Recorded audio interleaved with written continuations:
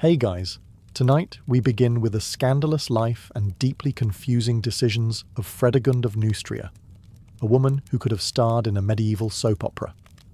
So before you get comfortable, take a moment to like the video and subscribe, but only if you genuinely enjoy what I do here. And let me know in the comments where you're tuning in from and what time it is. It's always fascinating to see who's joining us from around the world. Now, dim the lights, maybe turn on a fan for that soft background hum, and let's ease into tonight's journey together. Before she was a queen, Fredegund was what polite chroniclers call a maidservant, and what impolite chroniclers probably called a walking HR violation. She worked in the service of Queen Ordovera, wife of King Chilperic I, a man whose idea of marital fidelity was, what if I didn't? Somehow, between folding linens and managing court gossip, Fredegund managed to seduce the king. Was it charm? Was it strategy? Was it simply that Chilperic had the self-control of a wet sponge? We may never know. But what we do know is that shortly after Fredegund appeared, Ordovera disappeared. Literally. She was forced into a convent, which, in the 6th century, was one robe short of a prison sentence. Fredegund took her place in the royal bed, and soon enough, the royal throne. It was a meteoric rise from broom closet to palace suite, and in classic Fredegund fashion, it involved as little mercy as possible. This wasn't a romantic tale of a servant girl finding true love. This was Game of Thrones meets House of Gucci, but with more fleas. Fredegund wasn't just ambitious, she was surgical. Every obstacle between her and power was eliminated. Quietly, efficiently, and sometimes with poison. Even other wives didn't stand a chance. When Chilperic later married a Visigothic princess named Galswintha, yes, that was her real name, no vowels were harmed, she was soon found dead, strangled in her own bed, allegedly by someone who definitely wasn't Fredegund, but might have worn her perfume. By this point, Fredegund had become more than just a royal consort. She was the architect of her own rise, a woman playing chess while everyone else was still poking at the board with spoons. You'd think after marrying into the Merovingian dynasty and eliminating her royal competition, Fredegund might take a break, maybe enjoy some embroidery or mild tax reform. But no, Fredegund saw peace the way a cat sees a glass on the edge of a table. A challenge. Enter Galswintha, the poor Visigoth princess who thought she was marrying into royalty, only to realise too late she'd actually joined an underground murder club with matching crowns. Galswintha was queen number... well, it doesn't really matter. What matters is she made the rookie mistake of asking for dignity and loyalty in her marriage. Chilperic was confused by both terms. When Galswintha expressed her displeasure at Fredegund, still lurking around like an ex who didn't understand boundaries, she was found dead, strangled, in bed. The kind of tragic accident that tends to happen when your rival used to be a servant and still remembers how to slip poison into your linen spray. Chroniclers at the time didn't directly point fingers, because they enjoyed living, but they did raise some medieval eyebrows. Which is impressive, considering most of them had lice and quills for pens. Chilperic, always a man of depth, shallow puddle depth, but still, shrugged and married Fredegund. Nothing says soulmate like cleaning up a suspicious murder scene together. To the outside world, this looked like a messy royal scandal. To Fredegund, it was Thursday. And let's not forget the bigger picture here. Fredegund wasn't just removing obstacles. She was consolidating power. Every woman who died, every rival who vanished, was one less person threatening her son's inheritance, or her own grip on court politics. She played long games, and by long, we mean blood-soaked. The court of Neustria had more intrigue than a soap opera written by Machiavelli on a bender. And Chilperic? He didn't mind. Maybe because he genuinely didn't notice. Or maybe because he assumed women just died when they complained too much. Hard to say. 6th century kings were not exactly known for their pattern recognition. Brunhild was not the sort to let things go, especially not strangled sisters, poisoned marriages, or Fredegund's smug little face. She married Chilperic's brother, King Sigibert of Austrasia, and proceeded to launch one of the pettiest, bloodiest rivalries in early medieval history. Think Real Housewives of the Merovingian court, but with more assassinations and fewer hair extensions. Fredegund, naturally, responded like any rational person would. She sent hired thugs to murder Sigibert. Not just once, multiple times.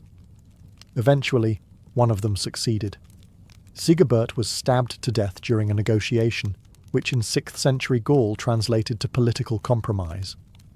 With Sigibert dead, Fredegund seized power in Neustria, but Brunhild was far from defeated. She ruled on behalf of her son and began a decades-long vendetta against Fredegund that would turn northern France into a giant, muddy chessboard. The two women waged war like it was a full-time job. Assassins, betrayals, bribed nobles, secret lovers, rogue bishops. If it could cause chaos, they used it. And through it all, Fredegund sharpened her daggers, whispered orders in dark corridors, and occasionally poisoned people just to stay in shape. What made this rivalry so uniquely unhinged was its longevity. These weren't one-off crimes of passion. This was institutionalized spite. Two queens, controlling rival kingdoms, systematically dismantling each other's lives, reputations, and heirs. And yet both somehow managed to convince everyone they were the victims. Fredegund would accuse Brunhild of everything from murder to sorcery, while Brunhild accused Fredegund of, well, murder and sorcery. For once, they were both kind of right. If you ever feel your family is dysfunctional, just remember, Fredegund and Brunhild turned an entire generation of Merovingian politics into a revenge saga so complex, even the monks chronicling it had to pause and ask, wait, who's dead this week? So Fredegund became queen. But did she rest? No. Did she rule wisely and foster peace? Also no.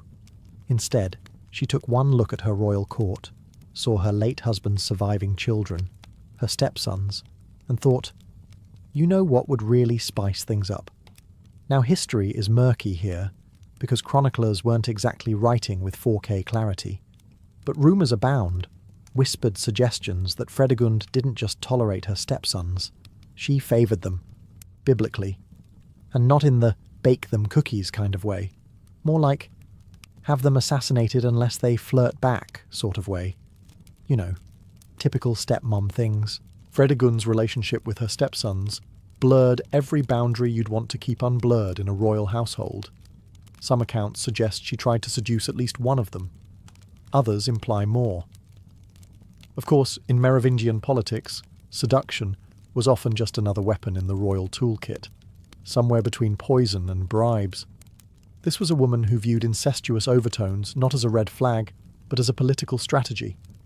And if things got complicated, that's what daggers were for.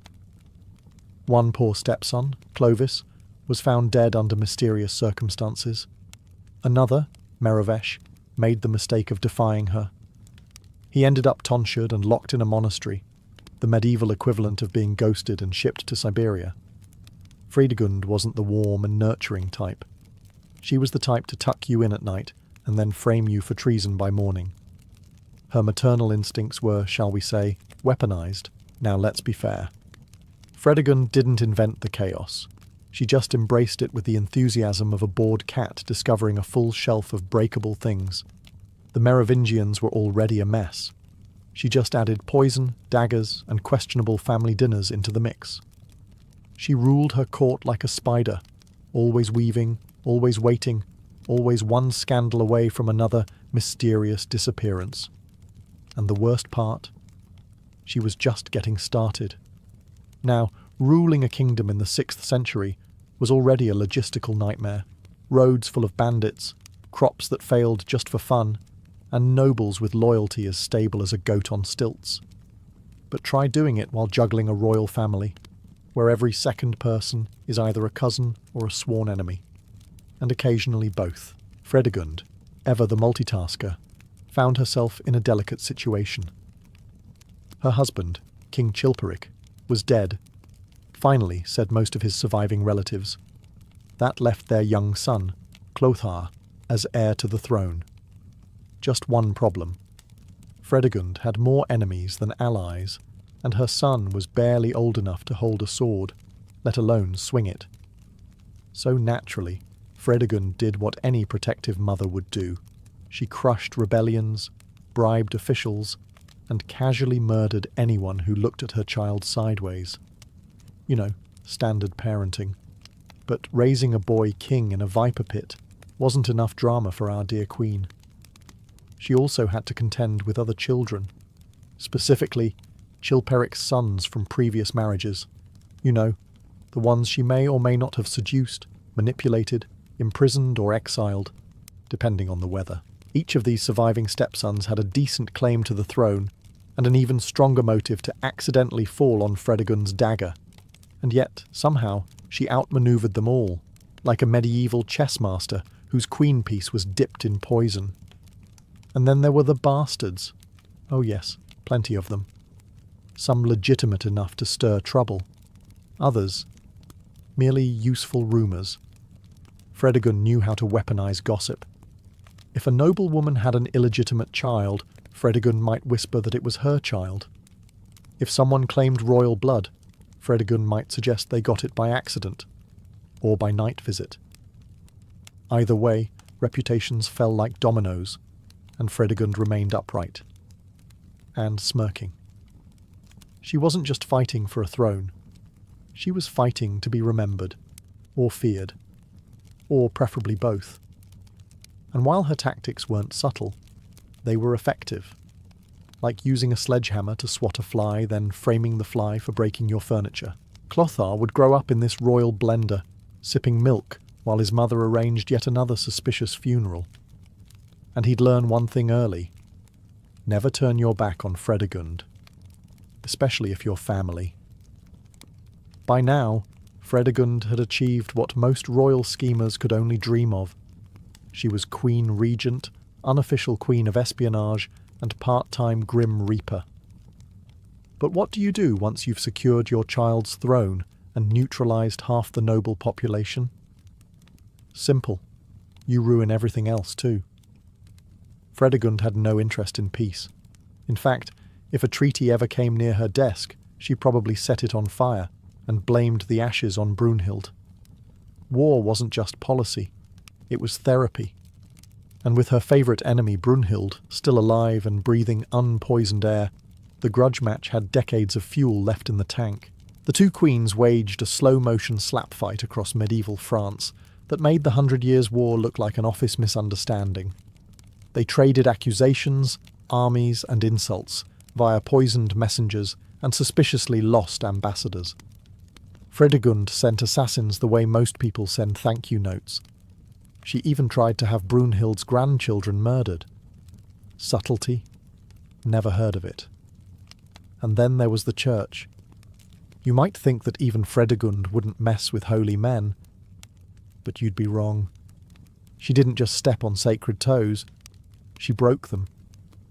She had bishops beaten, bribed, exiled, or accidentally stabbed during communion. If you wore a mitre and got too preachy, odds were you'd end up in a shallow grave or a very quiet monastery. Even Gregory of Tours, a bishop and historian who wrote some of the most scathing reviews of Fredegund's behaviour, had to admit, under duress, that she was energetic in nature, which is monk speak for terrifying sociopath. At court, things were even worse. Fredegund ran the palace like a paranoid game of musical chairs. Nobles were constantly disappearing, staff were too scared to whisper, and the only people getting promoted were the ones with excellent stabbing technique and no surviving family. She ruled through fear, fire, and creative murder. But make no mistake, it worked. Despite everything, the seductions, the vendettas, the graveyard of enemies, she held power for decades. In an era when queens were expected to smile, bear sons, and politely die young, Fredegund made sure she outlived the polite ones. She wasn't just a scandal, she was an era. If you're wondering whether Fredegund ever mellowed with age, the answer is a resounding absolutely not. She didn't soften, she fermented, and like any vintage bottle of royal venom, she only got more potent over time. Poison, for example, became her go-to diplomatic tool. While others were sending flowers and sealing peace with marriages, Fredegund was stirring arsenic into goblets and calling it hospitality. If you got an invitation to dine with her, you'd be wise to bring your own food taster, and possibly your own stomach.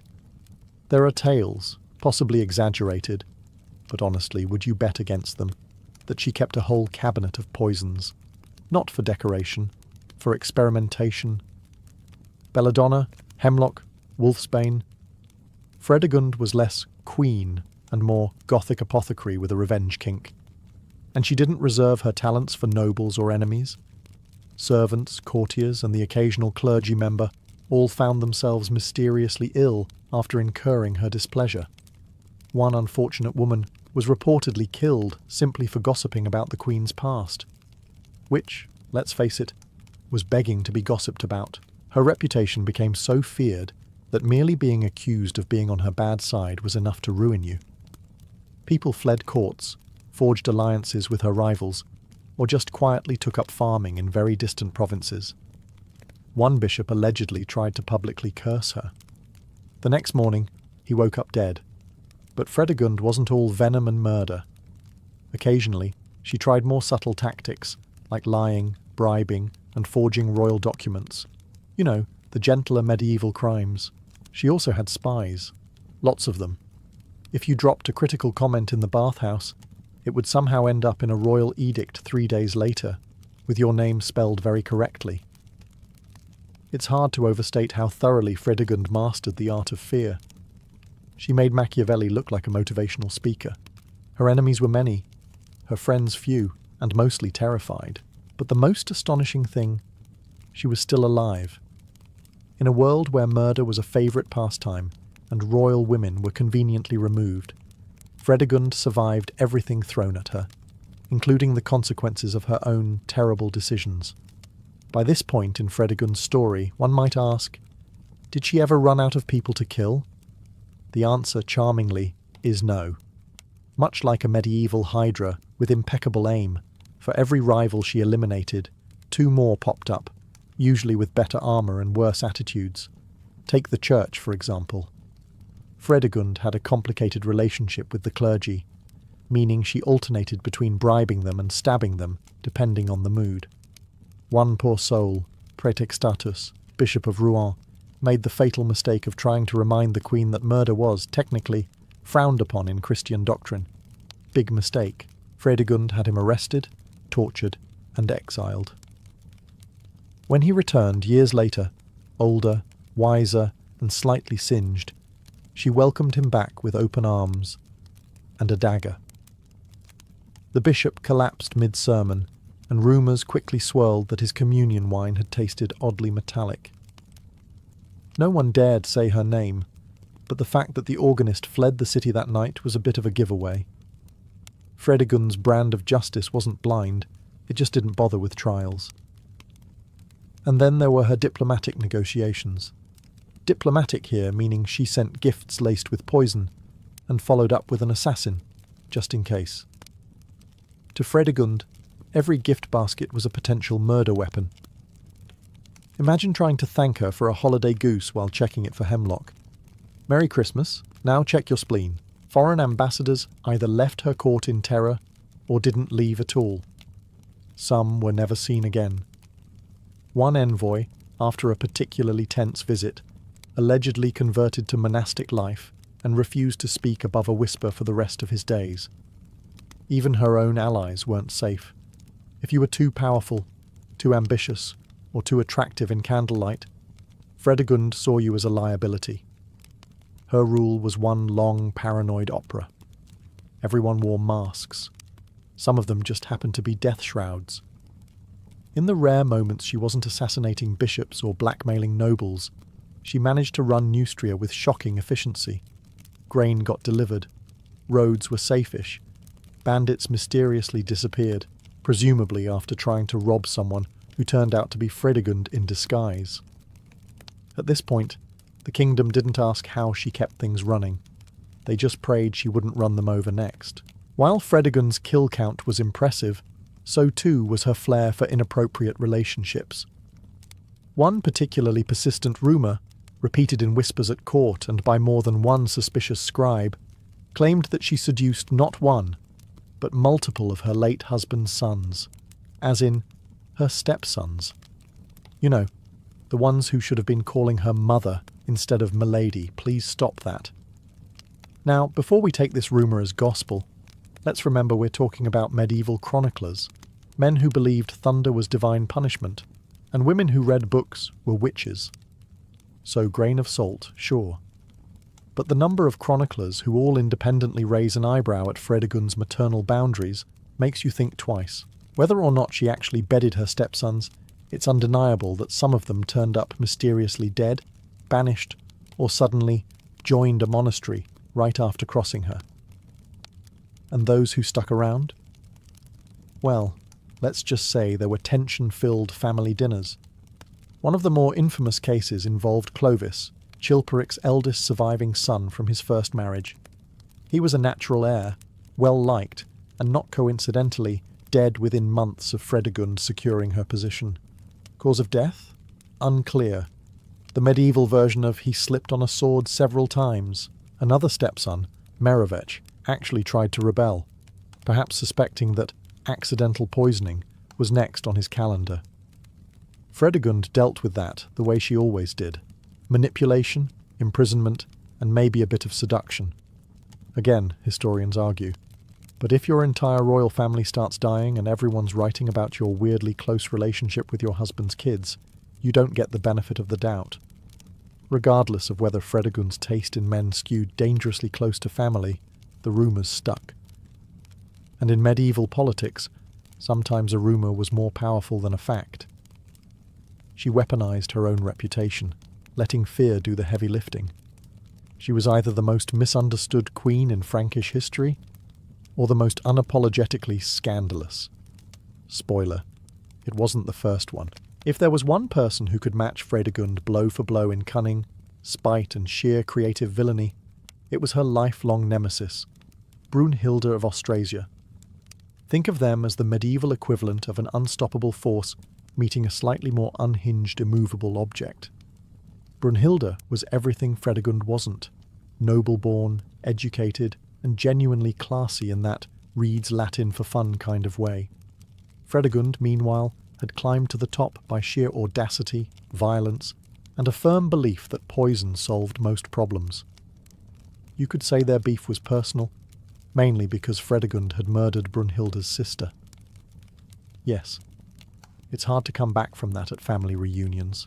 Brunhilde, widow of King Sigebert, never forgave Fredegund for killing her sister Galsvintha, who had been married to Fredegund's husband before being strangled with the royal bedsheets, an exit that somehow feels too polite for Fredegund.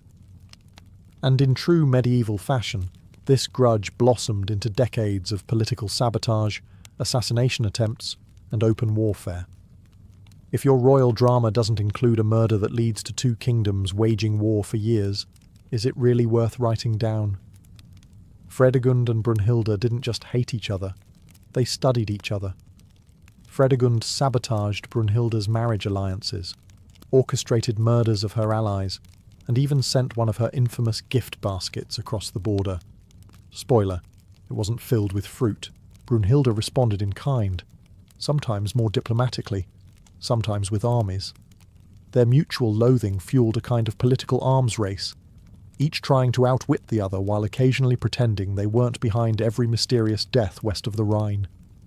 At one point, Brunhilde married off her granddaughter to one of Fredegund's sons, possibly as a peace move, or possibly to spy on her from inside the palace. It's unclear whether Fredegund saw through the ruse or simply didn't care. Either way, that poor granddaughter spent most of the honeymoon nervously checking her goblet for extra ingredients. In modern terms, Fredegund and Brunhilde would have had one hell of a reality show, probably titled Queens Behaving Badly. Theirs was a rivalry soaked in blood, politics, and the kind of mutual disdain that only two powerful women in a patriarchal world could truly perfect. And trust me, it was far from over. By now, Fredegund's reputation had metastasized into legend. In every smoky tavern and velvet-draped noble hall, Whispers about the Queen of Neustria trickled in like bad plumbing, always leaking, never subtle. But unlike most royalty who tried to smother scandal, Fredegund thrived on it. In fact, some say she started her own rumours just to test which nobles were dumb enough to repeat them. If a courtier snickered too loudly about her incidents with stepsons, odds were good they'd find themselves reassigned to frontier administration. Translation: enjoy freezing to death somewhere barbarian adjacent. Court life under Fredegund became a masterclass in paranoid etiquette. Eye contact was a calculated risk. Compliments were potential traps. Even silence could be treasonous. If you didn't laugh at her jokes, she assumed you were plotting a coup. And not laughing at Fredegund's jokes was, in fairness, the most dangerous game. To cope, nobles developed elaborate survival strategies. Some turned deeply religious, hoping piety would keep them off her hit list. Others tried over-the-top flattery. "Your Majesty, your dagger work is simply exquisite today." But most just gossiped behind fans and wine goblets, passing rumours like hot potatoes and praying Fredegund never caught the scent. One noblewoman allegedly tried to warn her cousin about the Queen's morally ambiguous tendencies, only to find her estate burned down 3 days later by what the palace called a lightning strike. That just happened to occur during a drought, with soldiers wearing the Queen's livery. And yet, the whispers persisted, because Fredegund was too compelling to ignore. Her scandals weren't just salacious, they were entertainment, a soap opera for the semi-literate elite. She blurred the line between monster and monarch, and no one could look away. Even the clergy got in on the action, composing vague sermons about unnatural unions and Jezebels among us. Everyone knew who they meant. Fredegund, naturally, responded by increasing church taxes. Subtlety wasn't her strength. Intimidation was. But here's the irony. For all the rumours, Fredegund ruled with brutal efficiency. Crime rates dropped. Enemies of the state vanished, often permanently. And her son, little Clotho II, remained oddly safe. In a world of vipers, she kept her snake pit the cleanest. And that, perhaps, was her final magic trick. Make fear look like leadership. Just when you think Fredegund had peaked, after the poison rings, incest whispers and spectacular body count, she delivered one final horror that even her enemies had to pause and say, "Wait, what?" Yes, dear listener, we now arrive at the baby assassin incident. You see, Fredegund's idea of childcare differed slightly from modern parenting manuals. While today's royal toddlers are paraded around in cute little photo ops, Fredegund's infant son, the future Clotho II, was used as bait. Actual royal bait. And yes, this really happened. Here's the situation. One of Fredegund's political rivals, a noble named Bishop Praetextatus, had somehow survived her earlier attempts to quietly retire him from existence. Fredegund, never one to leave a grudge half-finished, hatched a plan that would make even Machiavelli raise a concerned eyebrow. She waited until a solemn church ceremony, the kind with candles, incense, and a heavy sense of guilt in the air. Then she placed her infant son, the future king, into the arms of the bishop. Symbolic, right? A touching gesture of trust? Wrong, because in that exact moment, she had an assassin stab the bishop. Yes, she orchestrated an attempted murder during a baptismal ceremony and used her own baby as a human diversion. As distractions go, it's a bold one.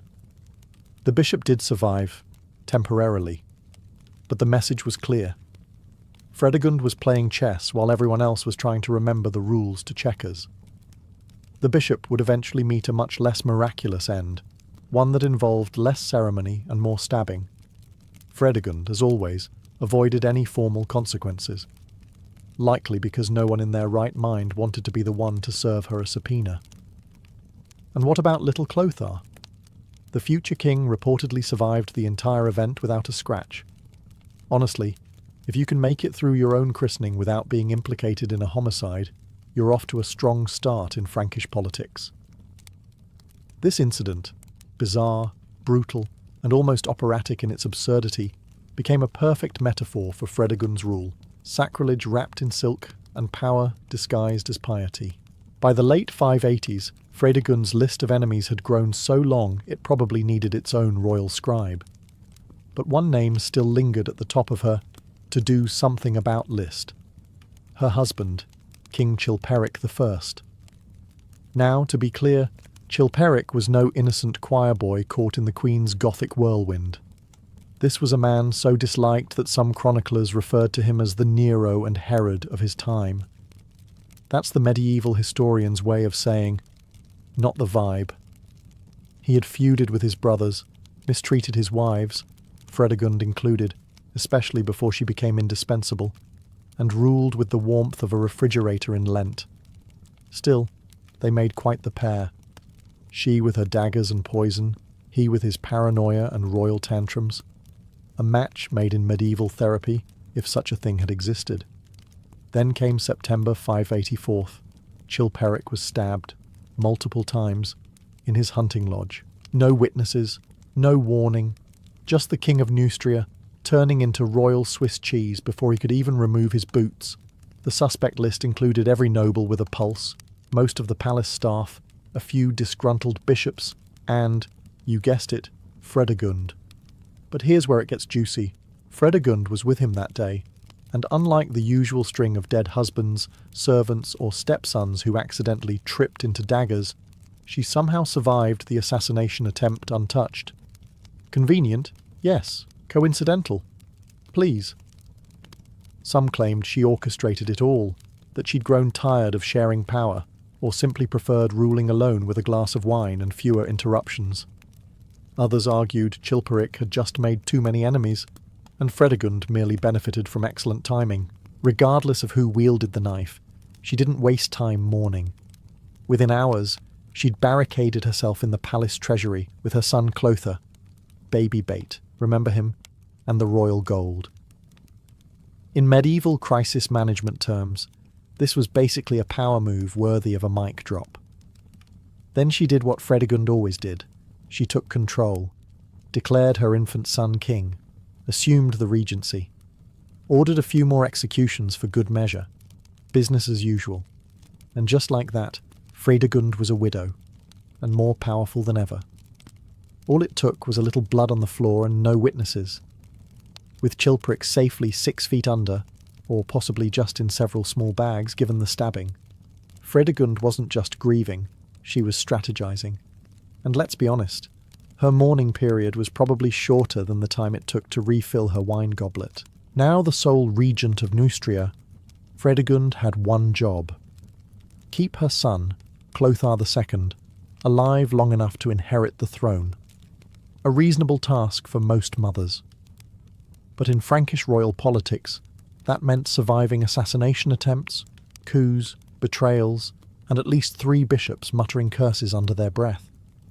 So what did Fredegund do? She turned into a one-woman state apparatus. First, she ramped up surveillance in the court. Spies were everywhere. The man serving your wine? Spy. The woman lighting your candles? Spy. The chicken on your plate? Spy, probably. No one trusted anyone, and somehow, Fredegund knew everything. Second, she purged, and we mean purged, the nobility. If you had once spoken to someone who might have considered siding with Austrasia, the rival kingdom, there was a decent chance you'd soon be exiled, arrested, or end up falling ill after a suspiciously specific pastry. Her poisoner allegedly kept a menu, but it wasn't all murder and mistrust. Fredegund also played a long diplomatic game. She negotiated temporary truces, pretended to be pious when it suited her, and even sent out lavish bribes disguised as gifts.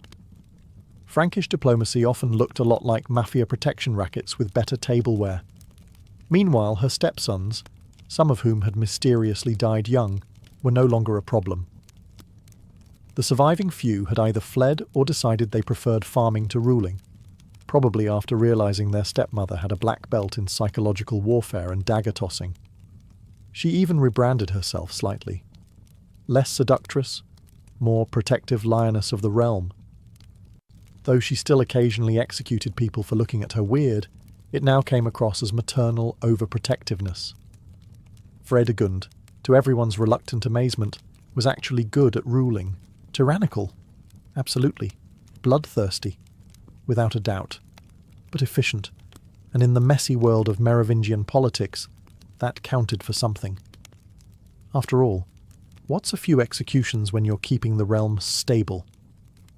Fredegund died in 597 CE, probably in bed, which is frankly disappointing, considering the long list of people she ensured didn't have that privilege.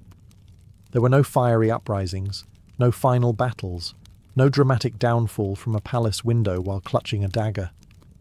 Instead, she died like a proper royal. Warm sheets, cushioned headrest, and probably one last smug smile on her lips. And what did she leave behind? A traumatized kingdom, a traumatized clergy, a traumatized stepson, the surviving one, and her own son, Clothar II, who would go on to rule for decades, likely due to a combination of inherited cunning and the sheer fear of what his mother might have whispered from beyond the grave. Despite everything, Fredegund's legacy stuck. Historians didn't know whether to classify her as a monarch, a warlord, a serial killer, or just that woman you don't make eye contact with at court feasts. Gregory of Tours, her contemporary chronicler, despised her so much he essentially turned his history of the Franks into a passive-aggressive diary entry every time she was mentioned. But even he couldn't deny that Fredegund won. Her enemies? Dead. Her rivals? Outplayed. Her child? On the throne. Her legacy? A cautionary tale for every noblewoman who thought politics wasn't ladylike. She had no grand philosophy, no book of wisdom, no moral code. What she had was results. And yet, Fredegund never truly got the royal PR glow-up that other medieval queens managed. There are no statues, no glowing epics, no stained glass tributes. The closest thing she has to a memorial is a sort of collective historical shudder. But maybe that's exactly how she wanted it, because while Fredegund didn't die with sainthood or public adoration, she died with control. Control over her son's future, over her enemies' graves, and over a century's worth of scandal and myth that still carries her name today. And perhaps, just perhaps, in the final moments of her life, she looked at her hand, not holding a dagger for once, and thought, well, that went exactly as planned. For the Romans, wine was never just about quenching thirst. It was a mirror of power, wit, and social standing. At the grand banquets of senators and emperors, wine flowed like a river, and the way a man held his cup could speak louder than the words tumbling from his mouth. To refuse wine might mark you as aloof, weak, or worse, un-Roman. To drink too much, however, could turn you into a laughingstock, remembered not for your eloquence but for the way you toppled off your couch into the mosaic floor. The Romans inherited much of their drinking culture from the Greeks, but they added their own flair for competition. Where the Greeks emphasized moderation, the Romans leaned toward display. Who could outlast the others? Who could spin drunkenness into poetry? Who could weave clever insults while still keeping the cup steady? At these gatherings, wine wasn't only for pleasure. It was for proving yourself. At the heart of these contests lay a paradox. Excess was both admired and mocked. A guest who drank boldly might win admiration for stamina, yet the same display could ruin his reputation if he crossed the line into foolishness. Roman writers delighted in telling cautionary tales of senators whose tongues loosened too far, betraying secrets after one cup too many, or of poets whose verses slipped from brilliant to slurred nonsense as the night wore on. But wine itself was also manipulated. Hosts watered it down to control the pace, or served it strong to test their guests' endurance. Drinking wasn't random, it was structured, almost ritualistic. Dice, poetry duels, even improvised games of wit turned the cup into a stage prop. To survive these contests with dignity required more than a strong liver. It demanded social intelligence, sharp humour, and the ability to play the part of the cultured Roman, while the wine clouded your senses. So when Romans gathered at a convivium, a drinking feast, it wasn't simply for merriment. It was a battlefield of words and wit, where the stakes were reputations, alliances, and legacies. And the weapon everyone carried was the same, a cup of wine, raised high under the watchful gaze of friends and rivals alike. If wine was the weapon, dice were the ammunition. The Romans adored gambling, and when alcohol was involved, the stakes became even more unpredictable. At banquets, dice games, often played with small ivory cubes called tali or alea, were the perfect fuel for laughter, rivalry, and humiliation. A good throw could win you the admiration of the table. A bad one, however, might strip you of your dignity as quickly as it emptied your purse. One of the most popular games was the alea, where players cast dice into a bowl and wagered on results. Unlike modern dice, Roman tali had 4 marked sides, each carrying its own value. The most coveted throw was called the Venus, a roll where all 4 dice landed on different numbers. It symbolized luck, beauty, and divine favor, a perfect excuse to raise your cup and demand another round of wine from your fellow players. At the other end was the dreaded dog throw, a miserable result that invited laughter, jeers, and sometimes a penalty sip, or an entire drained cup. But gambling was not just about luck. Strategy and bluffing played their part, especially once the wine began to loosen tongues. Some Romans prided themselves on their ability to read opponents, while others relied on sheer bravado, swearing that Fortuna, the goddess of chance, was on their side. Inevitably, the losers ended up red-faced, not only from the wine, but from the ridicule heaped upon them. The atmosphere during these contests could turn intense.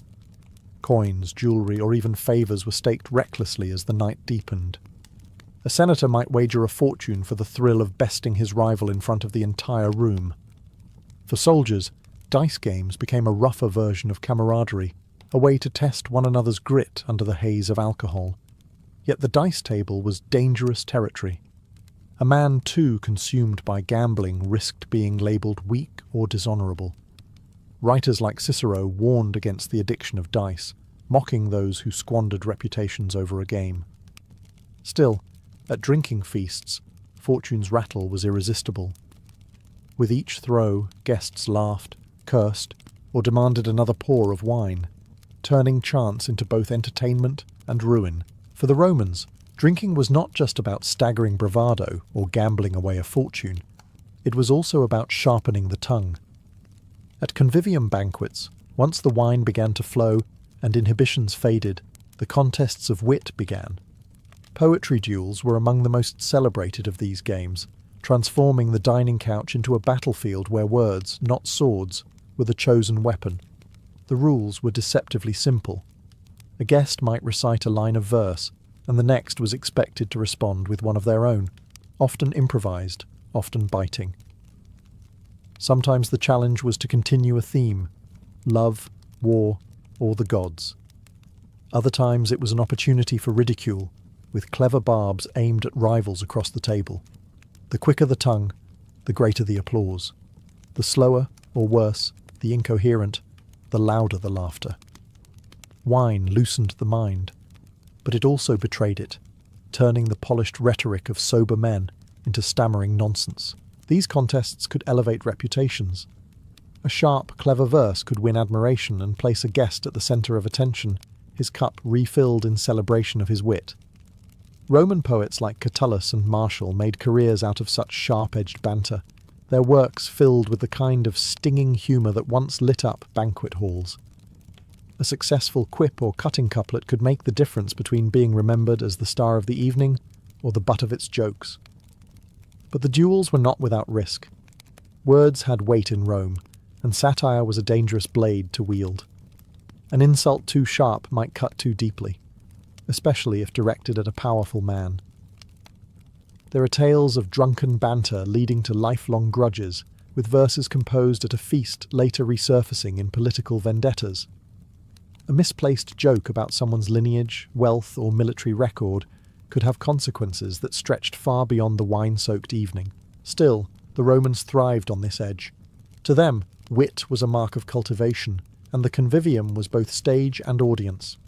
In the dim glow of lamplight, as cups clinked and dice rattled in the background, poets and amateurs alike sparred with words, seeking not just victory, but immortality in memory. For in Rome to drink well was to speak well, and to speak well was to rule the table. Roman drinking games were never just about winning. They were equally about the humiliation of losing. At a convivium, penalties were what kept the wine flowing and the laughter sharp, turning every game into a spectacle of dignity lost and reputations toyed with. The rules were cruelly simple. If you failed, you drank.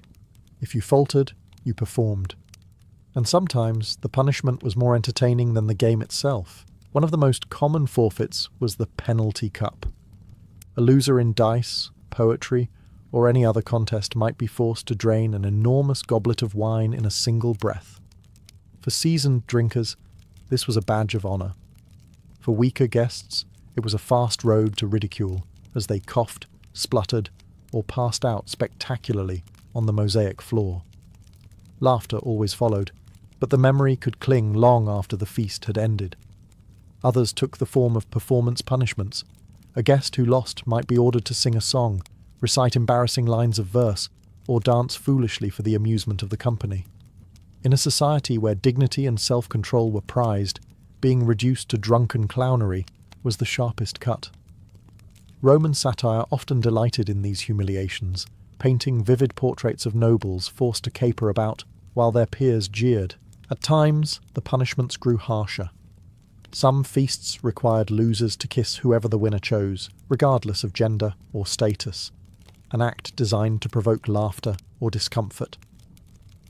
Others demanded that the loser strip to the waist or crawl beneath the dining couches, barking like a dog or bleating like a goat. The more absurd the penalty, the more delighted the audience. Excess was the point, and the greater the degradation, the louder the cheer. But there was danger too. A man humiliated too deeply might leave with his pride wounded, turning a night of fun into a seed of resentment. Roman authors recorded more than one feud that began over a harmless drinking game, where the insult of a forfeit hardened into political or personal enmity. Still, the thrill was irresistible. To the Romans, the banquet was theatre, and penalties were the comedy that kept the stage alive. Thus, every game was more than a contest of skill. It was a gamble with dignity. In Rome, losing wasn't just defeat. It was entertainment. A Roman banquet was never only about the food or the wine. It was about spectacle. Just as victories in war were crowned with laurel wreaths, victories at the table demanded their own honours. During drinking games, winners were often awarded garlands or crowns made of ivy, roses or myrtle, their fragrant loops perched crookedly on sweat-dampened foreheads. To wear such a crown was a mark of triumph, a playful echo of the triumphal processions that paraded generals through Rome's streets. Yet these crowns were more than decoration. They carried symbolic weight. Ivy was sacred to Bacchus, the god of wine, so a victor garlanded in ivy seemed touched by the god himself, chosen to revel without limit. Roses, by contrast, whispered of secrecy. The famous phrase, sub rosa, under the rose, signified that what happened at the feast was not to be spoken of beyond it. In this way, the crown was not just an ornament, but a declaration. Here, within these walls, excess was sanctioned. The rituals didn't end with crowning. Winners were often toasted in rounds of song, with the rest of the company raising cups in their honour. In some games, the victor was given the privilege of commanding others, choosing the next opponent, assigning penalties, or even demanding that rivals drink until they collapsed. A clever man could use this role to elevate himself, binding allies and humiliating enemies, all under the guise of a game. The loser's role, meanwhile, was a mirror opposite. While the crowned victor basked in applause, the loser was expected to accept his fate with grace, or risk ridicule for lacking Roman gravitas.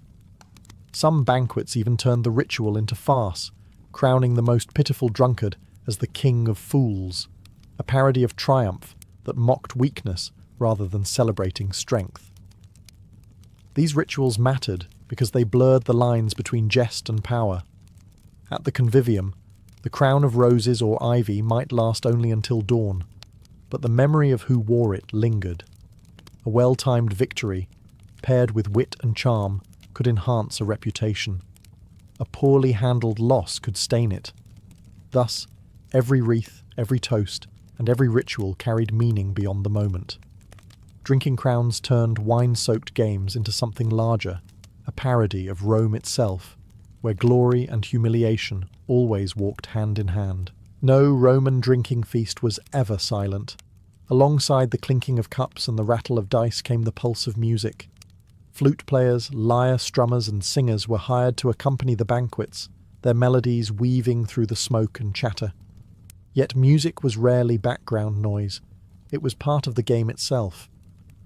A clever host might challenge his guests to improvise verses to the tune, or force a loser to take up an instrument and perform, often badly, while the room howled with laughter.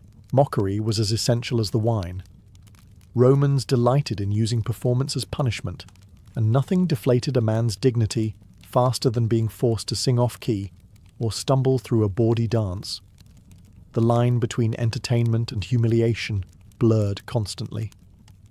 A senator who delivered fiery speeches in the forum by day might find himself jeered at night as he attempted to croak out a drinking song in a drunken slur.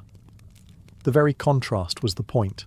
Wine stripped away the armour of public persona, exposing even Rome's elite as ridiculous mortals. Sometimes the mockery was more direct. Guests exchanged insults, weaving them into rhymes or chants, while musicians punctuated each blow with playful notes. These contests of verbal abuse, called aiosi convivalis, banquet jokes, were considered a test of wit. To be quick with a sharp barb earned applause, to falter invited derision. Roman poets later preserved fragments of this tradition, where insults about gluttony, cowardice, or scandalous love affairs became the sharpest weapons of the feast. But the mockery had a double edge. A jest too pointed could sting long after the laughter had faded. Romans understood the power of words, and while the convivium encouraged freedom, it also risked igniting grudges. More than one rivalry in Roman politics began not in the Senate, but in a drunken hall, with a cutting line delivered over the rim of a cup. Yet the mayhem was irresistible. Music, laughter, and insult turned the convivium into a theatre where masks were stripped away, and everyone, no matter how noble, risked looking foolish. The very chaos was the charm. In these nights of revelry, Rome's hierarchy bent, if only briefly, under the weight of wine, song, and mockery. If dice and poetry tested wit, and mockery tested pride, then endurance contests tested the body itself. At Roman banquets, one of the most brutal games was simply, who could drink the most? Cups were refilled relentlessly, and the guests who prided themselves on strength treated the wine bowl like a battlefield.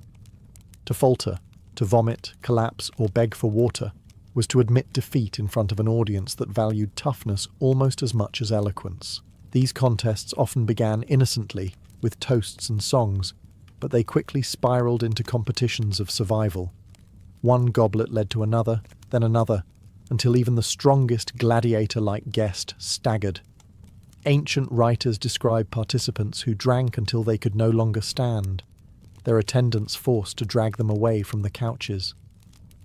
Some hosts even measured the volume consumed, crowning champions who emptied the most amphorae. Victory, however, was bitter. More than one Roman fell ill or died from the sheer excess of such nights. Yet endurance was admired. In a culture that revered conquest and stamina, outdrinking others was seen as a mark of virility. To drain a colossal mixing bowl, to stay upright when rivals collapsed, these were feats whispered about long after the lamps were extinguished. Emperors themselves indulged. It was said that Mark Antony, rival of Octavian, boasted of his ability to drink for days without faltering, presenting himself as Bacchus incarnate. Such claims were not merely about pleasure. They were political theatre, reinforcing the idea that only the strongest could rule both in war and at the table. But the dangers were obvious. Excessive drinking could ruin a reputation as swiftly as it built one. The satirists mocked those who mistook gluttony for bravery, describing senators who staggered into the forum still reeking of last night's feast, or generals who weakened their own bodies before campaigns. The balance between admired excess and shameful disgrace was razor-thin. Still, Romans craved the spectacle. Watching rivals collapse one by one while another soldiered on was as thrilling as a gladiatorial match, only fought with wine instead of swords. These endurance contests turned the convivium into an arena, where the last man standing was crowned not only drunk, but victorious. As the night wore on and cups piled high, Romans often shifted from games of chance and endurance to a different kind of sport: storytelling. The convivium became a stage where guests competed not just in drinking, but in weaving tales, jokes, and biting satire. In these moments, wine fueled both brilliance and disaster. Roman satire was born in such settings. Poets like Juvenal and Martial later immortalized the absurdities of drunken feasts: the nobleman who spilled secrets after his fifth cup, the pompous senator who recited epic verse but forgot the ending, the general who boasted of victories while drooling into his beard. These tales were exaggerated, but the seed of truth came from the banquets themselves. To mock drunkenness was as much a tradition as the drinking. Guests often took turns entertaining the company with stories, some recalling myths of the gods, others spinning wild tales of personal exploits.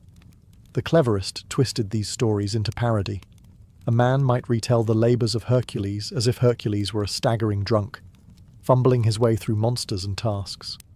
Another might parody a rival's speech in the Senate, exaggerating every quirk while the others roared with laughter. The line between history, myth, and comedy blurred in the haze of wine, but satire was dangerous sport. A joke about someone's appetite, greed, or infidelity could sting long after the feast was over. Romans delighted in sharp wit, but they never forgot an insult.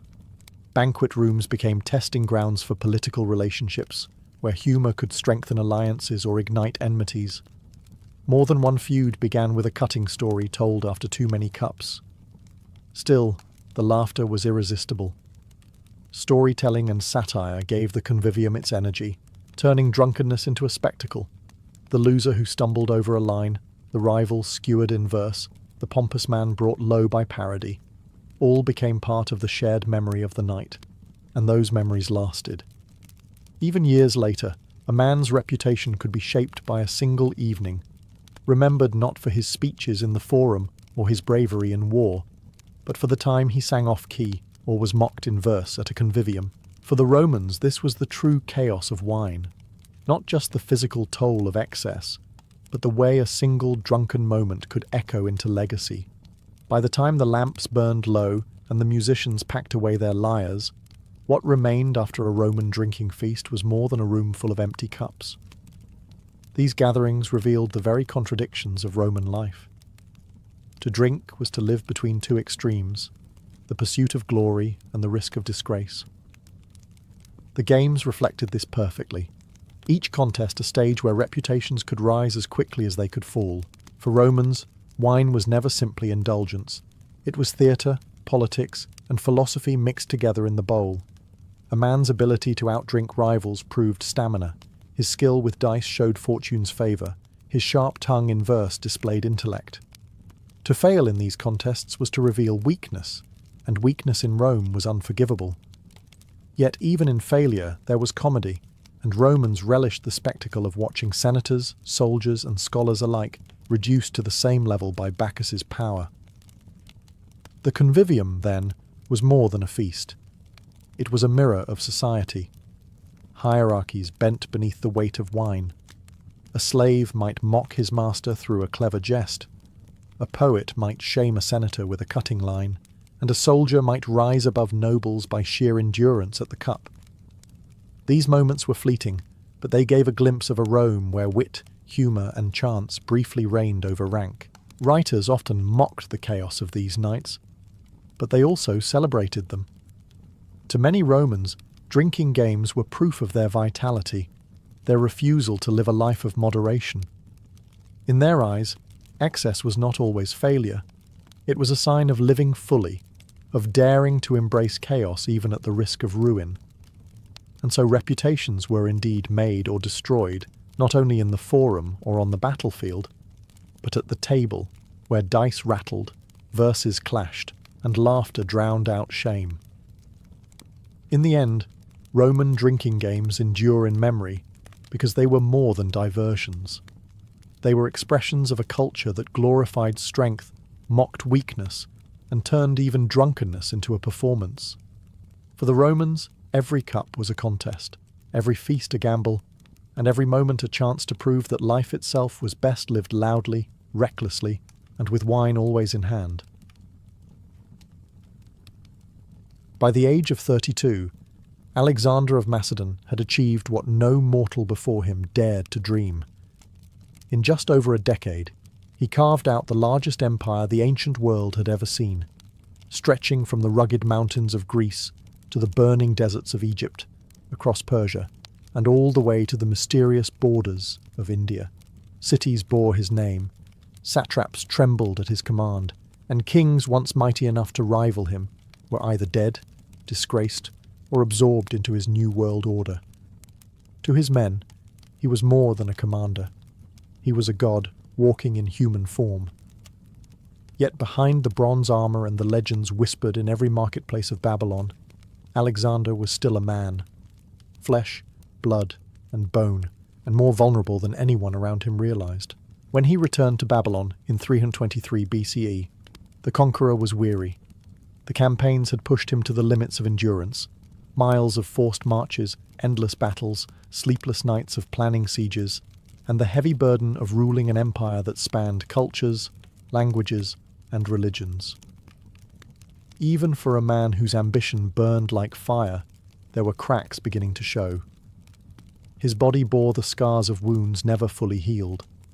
His mind, sharpened by strategy, now wrestled with paranoia, grief, and exhaustion. Still, Babylon welcomed him as a king destined for eternity. Banquets overflowed with wine, musicians filled the night with song, and the great palaces glowed with torches as if the city itself bowed to its new master. Yet in the midst of this celebration of conquest, whispers grew louder. Alexander was not invincible.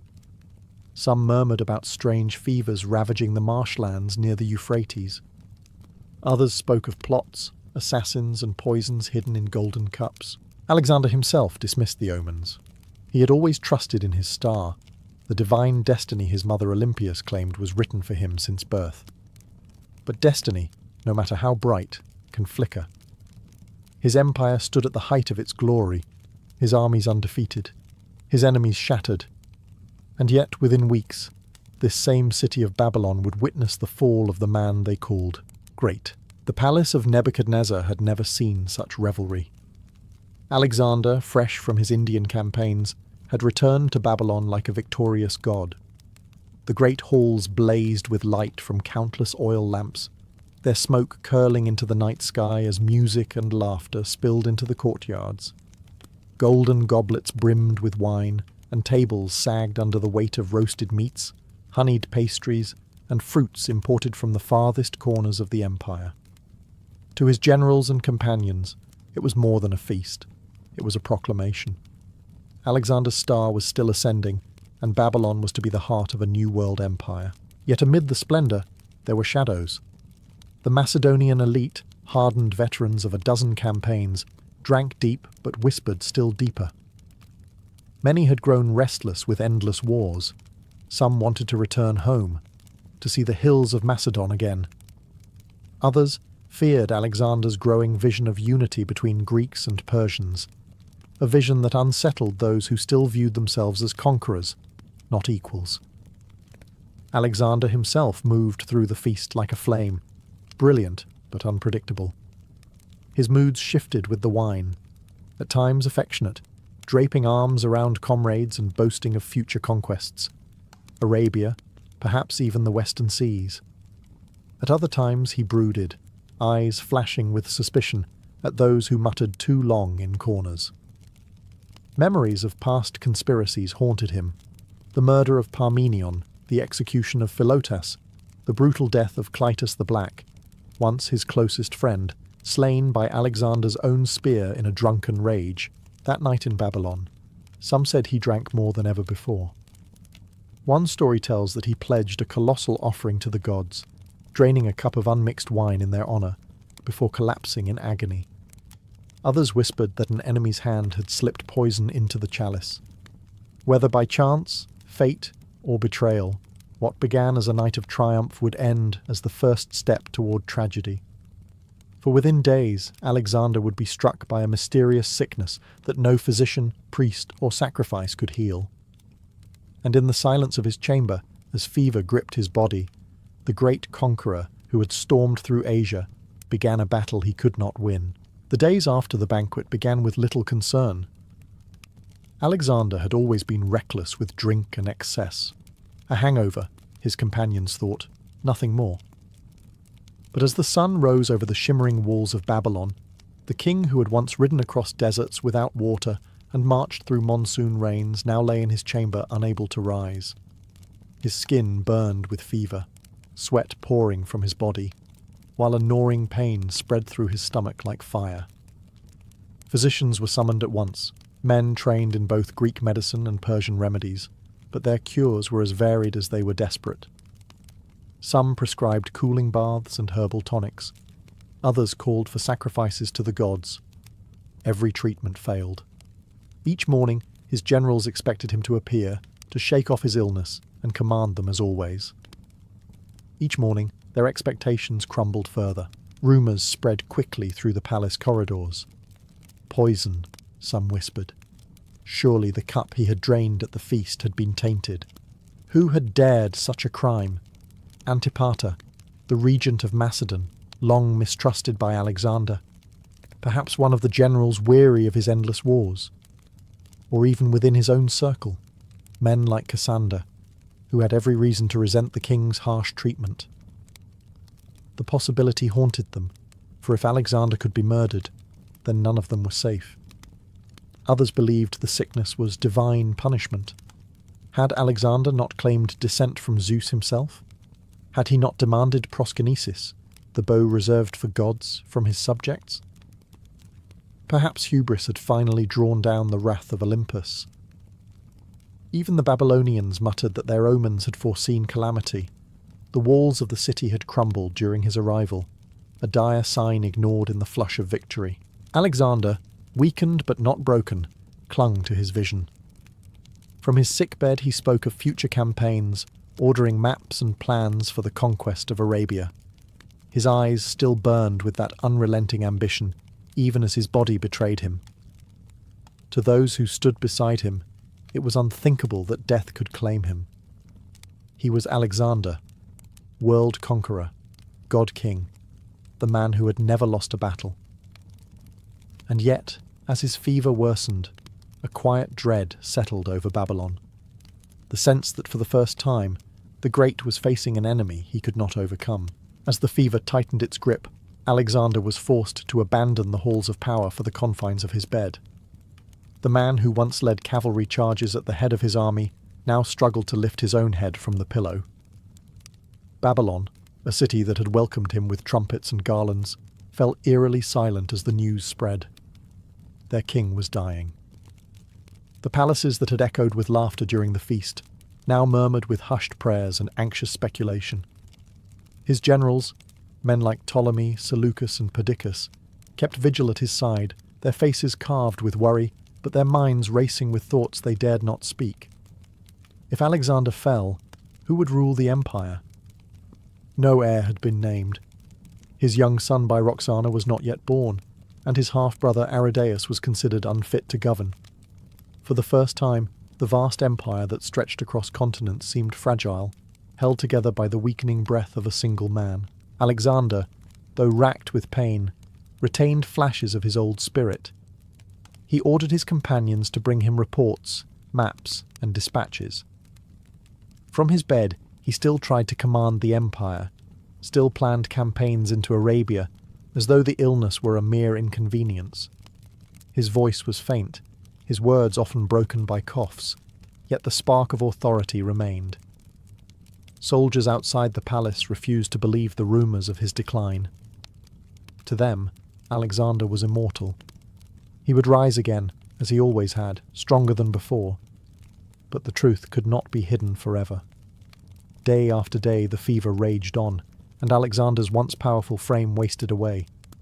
His eyes, once sharp and filled with fire, dimmed under the weight of illness. Each visit from his generals ended with uneasy glances exchanged in the hallways, each night with whispered discussions of succession. Still, the king clung to life with the same ferocity he had shown in battle. Those who attended him later swore he never once admitted defeat, never once confessed fear. But in the silence of the palace, when his moans echoed through the marble halls, the empire itself seemed to tremble. For everyone knew that if Alexander fell, chaos would follow.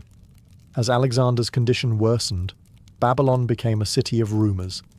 Every corridor of the palace, every tent in the military camp, buzzed with the same question. Had the king been poisoned? The suddenness of his illness seemed too cruel, too deliberate for fate alone. Men pointed fingers at rivals both near and far. Some suspected Antipater, the regent left behind in Macedon. Alexander had clashed with him repeatedly, and the king's summons for Antipater to come east had been met with delays. Conveniently, Antipater's son Cassander had only recently arrived in Babylon, and Alexander had humiliated him publicly, slamming his head against a wall for daring to mock Persian customs. Did Cassander carry a vial of poison on his father's behalf, a weapon to end the king's life where armies had failed? Others whispered of Olympias, Alexander's formidable mother. Though fiercely loyal to her son, she despised Antipater and his family. Could she have urged vengeance from afar, setting in motion events that ended in Babylon's banquet halls? Or perhaps the Persians themselves, defeated, subjugated and bitter, had seized their chance for revenge. The stories multiplied, each more elaborate than the last. Some claimed Alexander had downed a cup of wine mixed with hellebore, a deadly herb. Others swore the poison had been so potent that it destroyed the vessel itself, leaving no trace. Yet, despite endless speculation, there was no proof. The physicians found no obvious toxins, only the relentless fever consuming their king. Amid these whispers, fear spread among the generals. If Alexander had been murdered, then the empire itself was vulnerable to hidden daggers and secret plots. Distrust seeped into their councils. Men who had fought side by side for years now eyed one another with suspicion. But Alexander himself dismissed the rumours. He had always trusted in his destiny, believing no mortal hand could strike him down. When asked if he thought he had been poisoned, he is said to have shaken his head faintly and whispered, "No man has the power to take my life, only the gods." And yet the gods remained silent, and his sickness deepened. Poison or no poison, the outcome was the same. The greatest conqueror of the ancient world was slipping closer to death. As Alexander's fever raged on, the air in Babylon grew heavy with dread. Soldiers who had once followed him into the jaws of death now lingered outside the palace walls, waiting for news that never came. Each day, the gates opened only to admit physicians, priests, or trembling messengers. Whispers travelled quickly down the ranks. The king had lost his voice. The king could no longer walk. The king was dying. The generals tried to keep order, but the men were restless. They had marched thousands of miles, fought in unimaginable conditions, and endured every hardship at their king's side. To be denied even the chance to see him one last time felt like betrayal. Rumours of mutiny stirred among the ranks.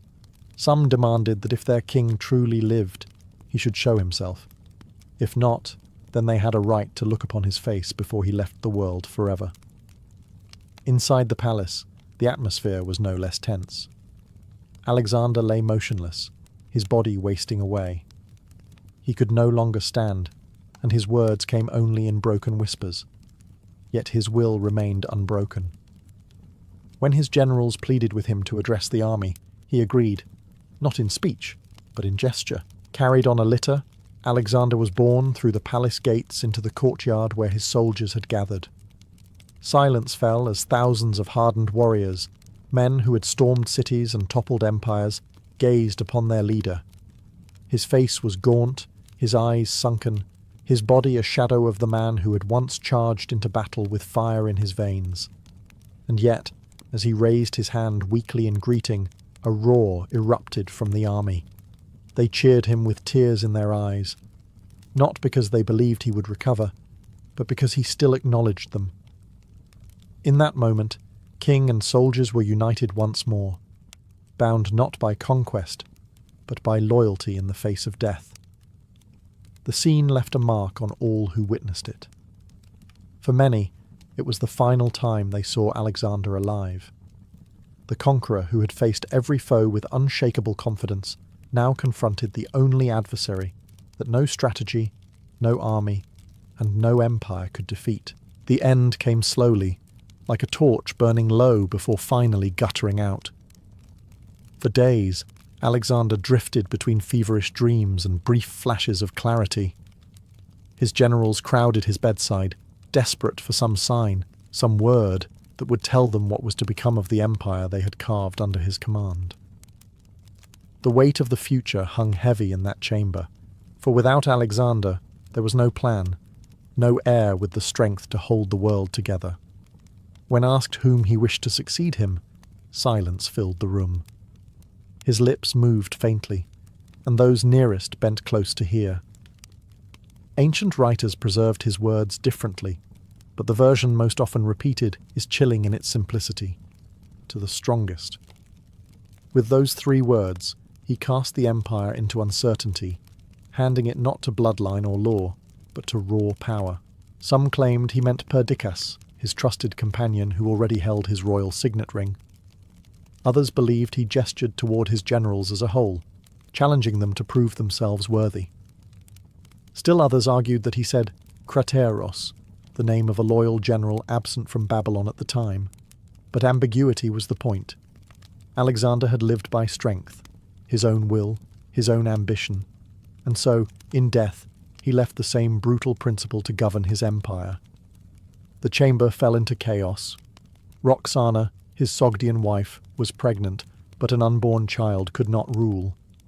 His half-brother Aridaeus was alive, but plagued by mental disability. The generals looked at one another with a mixture of dread and calculation, each man silently weighing whether he might be the strongest. Outside the palace, the soldiers still refused to believe their king was dying. Some swore he had only fallen into a deep sleep and would soon awaken to lead them once more. Others demanded to see him, to touch his hand, to prove for themselves he still lived. In one final act of will, Alexander allowed it. One by one, the men of his army filed past his bed, many weeping openly as he looked at them in silence. He could no longer speak, but his eyes still carried the spark of recognition. It was the last farewell of a king to the men who had followed him to the ends of the earth. Soon after, his breath faltered, and the torch finally went out. When the final breath left Alexander's body, the silence in the palace was unbearable. For a moment, time itself seemed to halt. Men who had faced death without flinching on countless battlefields now stood paralyzed, unable to accept what their eyes saw. The greatest conqueror in history, dead at 32. No assassin's blade, no enemy's spear, only a fever that consumed him slowly, cruelly, and left the world unprepared for what followed. News spread quickly through Babylon. Soldiers wept openly, tearing their garments, beating their chests in mourning. Others refused to believe it. Some claimed he was only sleeping, struck down by divine trance, and that he would rise again. The air was thick with grief, but beneath it a darker current stirred, fear. For the empire, vast as it was, had no master.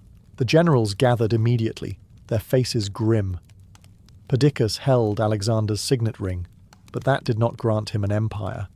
Ptolemy, Seleucus, Antigonus, Lysimachus, each had ambitions, each had followers, and none were willing to bow easily to another. Arguments erupted in the council chamber.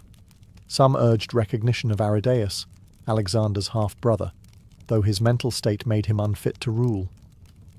Others pushed for Roxana's unborn child to be named heir.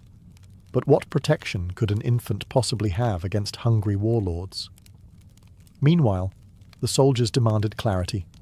They had marched behind Alexander, not for his generals. Without him, would they still fight? Would they return home? Or would they rally behind whichever commander could offer the spoils of conquest? Babylon, once the shining jewel of the empire, now trembled on the edge of civil war. The funeral itself was delayed, as the generals quarrelled even over how his body should be honoured. Some wanted him buried in Aige, the royal tombs of Macedon. Others argued for Babylon, the seat of his new empire. Still others whispered that Egypt, with its aura of divinity, would be a fitting resting place. This dispute was more than about reverence. It was about power. Whoever controlled Alexander's body controlled his memory, and whoever controlled his memory could claim his legacy. Thus, even before his body was laid to rest, the seeds of conflict had been sown. Alexander's final gift to his empire was not peace or unity, but chaos, a chaos that would soon explode into the wars of the Diadochi. Alexander's death in Babylon did not end his story. It ignited it. Within hours, the empire he had forged with blood and brilliance began to splinter. The generals who had once sworn loyalty to him now eyed each other as rivals, their ambitions unchecked without his commanding presence. What followed became known as the Wars of the Diadochi, the Wars of the Successors, a brutal struggle that would tear apart the world he had built. Perdiccas attempted to hold the empire together, ruling in the name of Roxana's unborn son, Alexander IV, and the feeble Aridaeus. But unity proved impossible. Ptolemy seized Egypt, turning it into a kingdom that would endure for centuries. Seleucus carved out a vast realm in Asia. Antigonus and Lysimachus fought for dominance in Macedon and Greece. The dream of a single empire, stretching from the Aegean to the Indus, died with its creator, and yet Alexander's shadow never lifted. Cities bearing his name, Alexandria above all, flourished as centres of learning, trade, and culture. Greek language and thought spread across the conquered lands, blending with Persian, Egyptian, and Indian traditions to create a new world, the Hellenistic Age. His campaigns had been brutal, but they left behind a legacy of cultural fusion that shaped history for centuries. The mystery of his death only deepened his legend. Was it poison, fever, or exhaustion that felled him?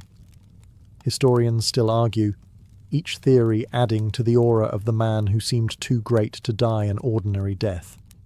His final words, "to the strongest," echoed like a curse, condemning his successors to endless conflict. Whether they were truly spoken or later invented, they captured the essence of his life, a world ruled by might, ambition, and daring. To his soldiers, he had been a god in human form. To his enemies, a storm from the west that could not be stopped. To history, he became simply Alexander the Great, a man who conquered the world, but could not conquer time. His body may have been buried in silence, but his name resounded across ages, inspiring emperors, generals, and dreamers. At 32, Alexander left the world not with peace, but with fire, an empire shattered, a legend eternal.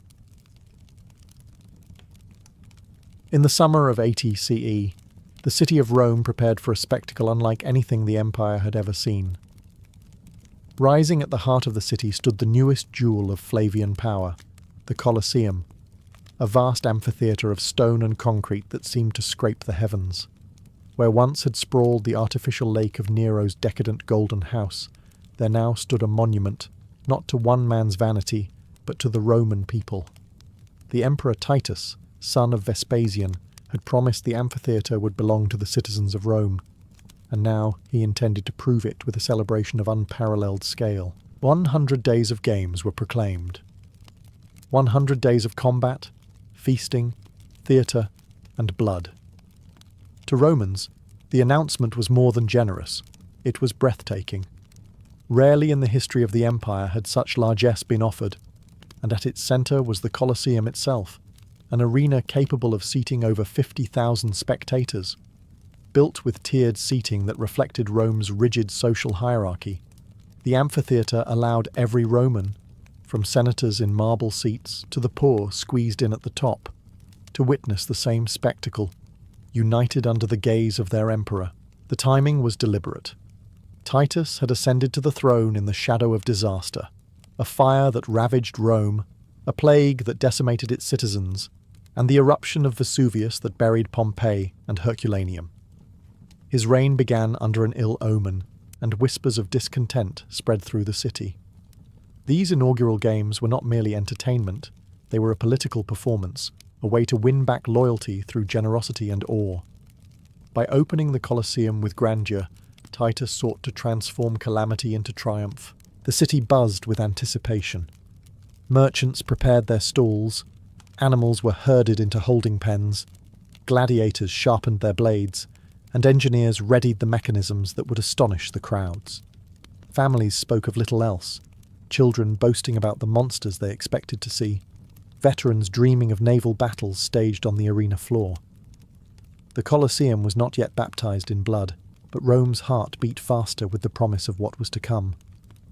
For Titus, the amphitheatre was more than stone. It was memory, legacy, and power. For the Roman people, it was a gift paid for in sweat, labour, and conquest, and one that would soon be consecrated with the roar of lions and the cries of men. On the morning of the inaugural games, Rome awoke in a fever of anticipation. Citizens poured into the streets, streaming toward the towering new amphitheatre, whose stone arches gleamed in the rising sun. Vendors shouted their wares, figs, nuts, honeyed wine, while beggars pleaded for scraps, hoping the generosity of the day would extend to them. The Colosseum, with its 4 tiers of seating, swallowed the crowd like a living organism, funneling 50,000 people into place. Inside, the air crackled with energy. Senators reclined on polished marble benches at the arena's edge, their purple-edged togas a reminder of rank.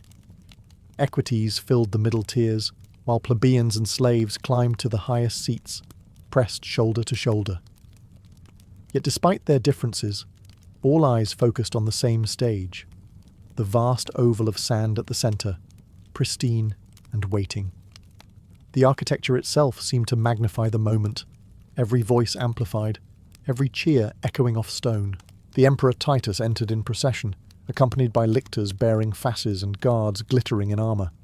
The crowd erupted in thunderous applause. For Titus, this was more than pageantry. It was an act of theatre, a carefully staged display of imperial generosity. As he raised his hand in greeting, the cheers rose to a deafening roar, the people's loyalty offered as tribute to their emperor. Then the games began. The opening ceremonies dazzled the senses. Trumpets blared, dancers whirled, priests performed sacrifices to Jupiter and Mars, and the smell of incense mixed with the musk of animals waiting below the arena floor.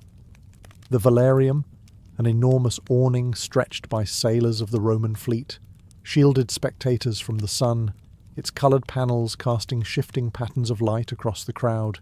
To heighten the drama, Titus ordered lavish gifts distributed. Food and coins were flung into the stands, creating a scramble as plebeians fought for morsels of imperial bounty. Some accounts even claimed that Titus himself tossed wooden balls into the audience, each inscribed with prizes, slaves, livestock, or luxury goods, redeemable after the games.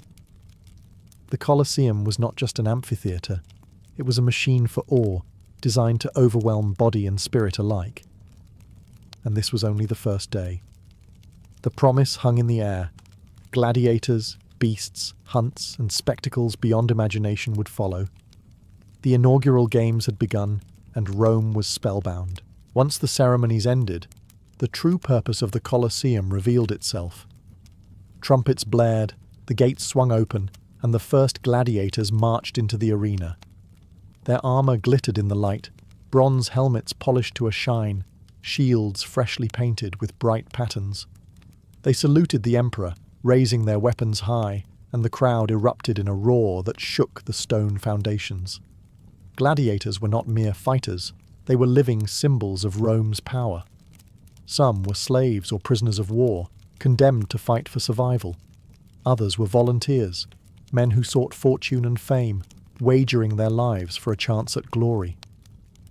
On this opening day, every type was represented. The heavily armed murmillo with sword and shield, the nimble retiarius armed with net and trident, the fearsome secutor with smooth helmet and short sword, designed to chase his opponent relentlessly. The crowd watched as duels unfolded in the sand. A retiarius cast his net, ensnaring a secutor, only to have it sliced apart in a shower of threads before the killing blow fell. Elsewhere, two murmillos clashed like armoured titans, each blow echoing across the amphitheatre like a hammer on an anvil. Blood soaked into the sand, and with it came the frenzy of the audience. They shouted, gestured, demanded death or mercy with the iconic thumbs turned up or down. Yet the games were not only about death, they were about drama. Gladiators trained in schools to fight with precision and spectacle, prolonging combat so that every slash and feint carried suspense. A wounded man who fought bravely might win reprieve. One who faltered, begging for his life, often met a swift end. The crowd loved courage, despised weakness, and Titus watched, calculating how each display reflected on his reign. To heighten the excitement, pairs fought in succession, wave after wave of duels that filled the day. Between battles, attendants raked the bloodied sand, scattering fresh flowers or spices to mask the smell of death. For Rome, the Colosseum was not a slaughterhouse but a stage, and gladiators were actors whose script was written in blood. By the end of the first round of combats, the Colosseum had been baptized. Its pristine sand was now crimson, its echoing walls heavy with cheers and cries. The message was clear. This amphitheatre belonged to Rome, and its soul would forever be fed with blood. If gladiators supplied the drama of man versus man, the beast hunts, venations, brought a different kind of wonder to the Colosseum. On the second and third days of the inaugural games, the gates opened not for armoured men, but for creatures Rome had dragged from the farthest edges of its empire. Out from the underground cages burst lions from Africa, their roars echoing against the stone walls, panthers slinking low to the ground, elephants draped in foreign trappings, and even crocodiles and ostriches paraded in before the crowd. These animals had been shipped across seas, herded through deserts, and marched along Roman roads solely for this moment, for death on the sands of the new amphitheatre. The venatores, the hunters, were specialists trained to face these beasts. Armed with spears, bows, and nets, they relied on agility and strategy rather than brute strength. The crowd marvelled as a lone hunter sidestepped a charging bull, driving his spear with precision into its flank. Another vaulted over a lunging leopard, striking as it turned. Each kill drew thunderous applause, not only for the courage of the hunter, but for the display of Rome's dominion over nature itself. But the hunts were not always fair contests. Sometimes animals were pitted against each other, bears set upon bulls, lions against tigers, while the crowd cheered the chaos. Other times, condemned criminals were thrown to the beasts as punishment, their deaths turned into public spectacle. These executions were framed as justice, but to the spectators they were another layer of entertainment, a reminder of what awaited those who defied Roman order. To heighten the spectacle, elaborate scenery was used. Forests of painted trees or wooden backdrops transformed the arena into mock landscapes, recreating the wilds from which the animals had come. At times, entire herds of deer or antelope were released, and archers shot them down in a coordinated display that blended hunting with theatre. For Rome's citizens, these hunts were awe-inspiring. Most had never travelled beyond Italy, never seen a lion or elephant in their lives. Here, within the Colosseum, the empire came to them. Exotic creatures, conquered lands, and foreign wonders were all made to kneel in the dust of Rome's amphitheatre. It was not simply spectacle, it was propaganda, proof that Rome ruled not just men, but the natural world itself.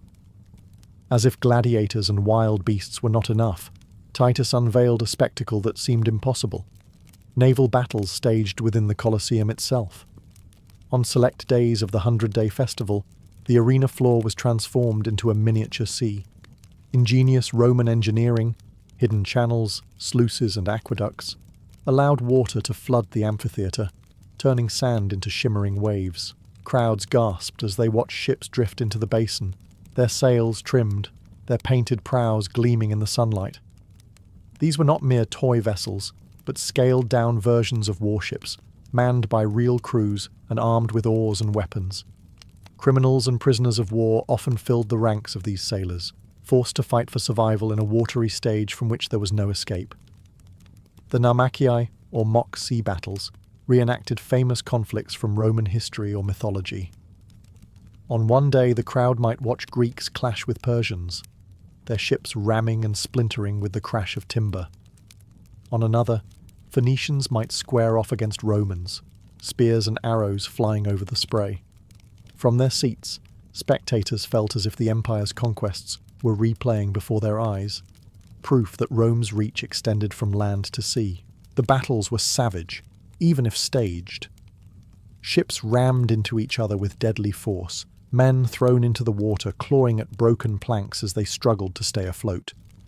Unlike gladiators, who might earn reprieve through bravery, the men in these mock navies rarely survived.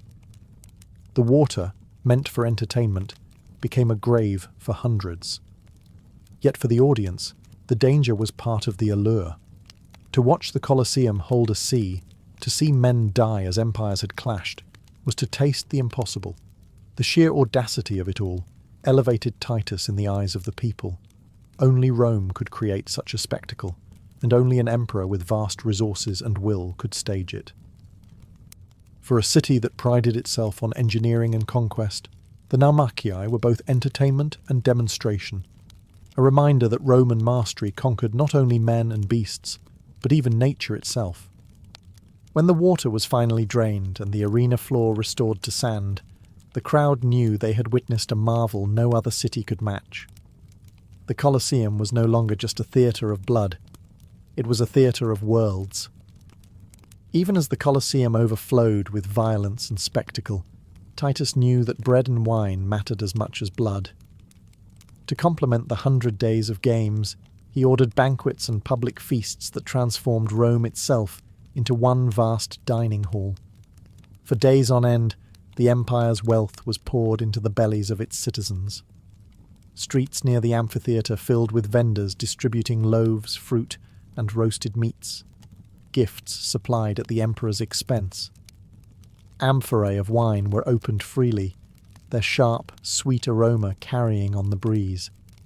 Citizens drank deeply, cheering their emperor as they toasted to his generosity. In a society where famine was always a lurking shadow, such abundance was as impressive as any gladiator's duel. Inside the Colosseum, food itself became part of the spectacle.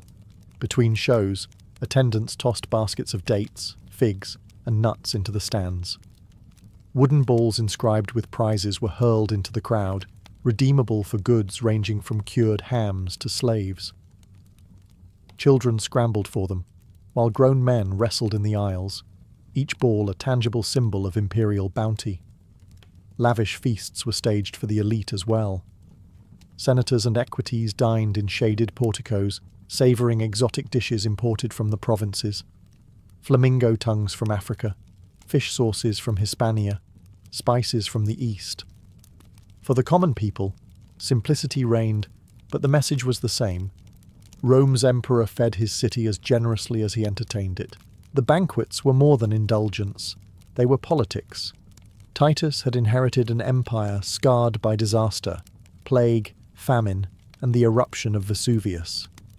His reign had begun under suspicion, and these inaugural games were his chance to win the hearts of the people. By feeding the masses, he tied loyalty to his throne with the oldest bond of all, gratitude for survival. The feasts also mirrored Rome's wealth and reach. Every bite, every swallow reminded citizens that their empire stretched across 3 continents, drawing in grain from Egypt, oil from Africa, wine from Gaul, spices from Arabia. The empire's abundance flowed straight into their mouths, and Titus stood at the centre of it all as the provider. In the shadow of the Colosseum, the people of Rome dined not just on food, but on empire itself. The spectacles filled their eyes, but the feasts filled their stomachs, ensuring that gratitude for Titus lingered long after the games ended. While gladiators thrilled the crowds with skill and beasts awed them with ferocity, another kind of spectacle unfolded in the Colosseum: executions. These were not quiet punishments carried out in the shadows, but public performances, staged with the same grandeur as any gladiatorial duel. For the Romans, justice itself could be entertainment. Condemned criminals, slaves, rebels, or common lawbreakers were marched into the arena to face their deaths before tens of thousands. Some were thrown unarmed to hungry lions or panthers, their desperate screams swallowed by the roar of beasts. Others were forced to fight each other with poor weapons, their deaths predetermined and their struggles mocked as clumsy imitations of true gladiators. But Titus's inaugural games took executions even further, turning them into living theatre.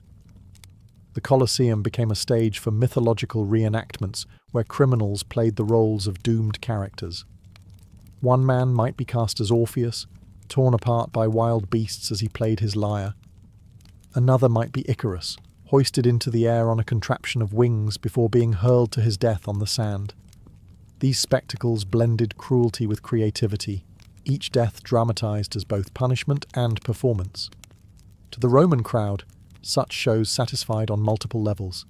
They eliminated criminals, demonstrated imperial justice, and reinforced Rome's power over life and death. But they also fed a darker appetite for spectacle. The thrill of watching men and women perish in ways as elaborate as they were horrifying. Satirists like Juvenal later condemned the bloodlust of the masses, yet the cheers that rang through the Colosseum left no doubt. The audience was enthralled. Executions also carried a political message. By staging them in the amphitheatre, Titus reminded the people that crime had consequences, rebellion would be crushed, and imperial authority was absolute. To witness justice enacted on such a scale was to feel the empire's strength made visible, as unshakable as the Colosseum's stone walls. For those condemned, there was no escape. For the spectators, it was another chapter in the 100-day festival, a grim counterpart to the feasts and games. And for Rome itself, it was proof that even death could be harnessed for grandeur. In the Colosseum, justice and entertainment were one. Beneath the blood and feasting, the inaugural games were never only about entertainment, they were about power. Titus understood this better than anyone. He had ascended to the throne under a cloud of doubt. His father Vespasian had built the Colosseum, but it fell to Titus to open it, and the empire watched carefully to see whether he would prove himself worthy of rule. The 100 days of spectacle were his answer. Each gladiatorial duel, each exotic hunt, each banquet and distribution of gifts was carefully staged to show the people that their emperor was generous, powerful, and divinely favoured. The games were propaganda in its purest form, a performance where Titus cast himself as Rome's provider and protector. The scale of his generosity was staggering. Ancient sources record thousands of animals slaughtered, countless gladiators fighting, and entire navies sunk in the flooded arena. The sheer expense must have been astronomical, yet Titus spent freely, knowing that in Rome, spectacle was currency. To win the hearts of the people, he had to dazzle them, and in this he succeeded. The games also reinforced the Flavian dynasty. By tearing down Nero's hated palace and building the Colosseum in its place, Vespasian had reclaimed land for the people. Now Titus made it their theatre, a place where citizens of every class gathered side by side. Senators and slaves alike looked upon the same sand, shouted the same cries, and felt united under the gaze of their emperor. For a city fractured by class, politics, and recent disasters, the Colosseum was both monument and balm. The crowd's response was undeniable. When Titus appeared, the people roared not with suspicion but with adoration. His generosity washed away memories of famine, plague, and Vesuvius. the games transformed his image from untested ruler to beloved benefactor. Roman historians later wrote that never had an emperor been more loved, and much of that love was born in the amphitheatre's shadow. Yet beneath the triumph lay an irony. Titus reigned only 2 years before his sudden death in 81 CE, leaving his brother Domitian to continue the dynasty.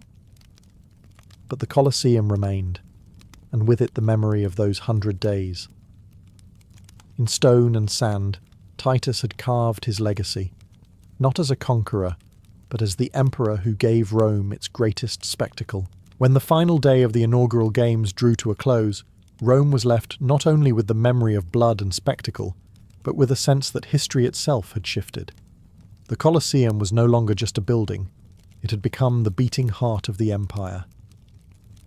In the 100 days of Titus's festival, the amphitheatre had witnessed every extreme of Roman culture: courage and cruelty, generosity and gluttony, order and chaos. For the people, the games were unforgettable. Families returned to their cramped homes with stories of lions and elephants, of gladiators who fought like heroes from legend, of ships clashing in an arena that had once been dry sand. Children reenacted duels in the streets, pretending to be Mamillos and Retiari. Poets and historians recorded the magnificence, ensuring that even centuries later, the memory of Titus's spectacle would linger in ink and parchment. But the games did more than entertain. They defined Rome's identity. The Colosseum stood as proof that no other civilization could command such wealth, engineering, and manpower. The empire's vast reach was on display in every exotic animal slain, every foreign myth reenacted, every gift thrown into the stands. In one place, for one season, Rome displayed its mastery over man, beast, and nature itself. The amphitheatre also reshaped the rhythms of Roman life. From that summer onward, the Colosseum became the city's stage for triumph and terror alike. Future emperors would try to match or surpass Titus's generosity, hosting games that echoed but never fully eclipsed the first. For the people, attending spectacles here became a civic ritual, part of what it meant to be Roman. The inaugural festival had set the standard. No emperor could ignore the power of the arena to bind, or to lose, the loyalty of the crowd. Titus himself would live only briefly after his triumph, dying in 81 CE. Yet his name remained bound to the Colosseum. Historians remembered him as a ruler, beloved for his generosity, a rare figure whose short reign shone brightly. Much of that reputation was born in the 100 days of spectacle he gave to Rome. In the end, the inaugural games were more than a festival. They were Rome distilled into a single season, brutal, magnificent, excessive, and unforgettable. And in the shadow of the Colosseum, that legacy still lingers, echoing through stone arches that once rang with the roar of 50,000 voices.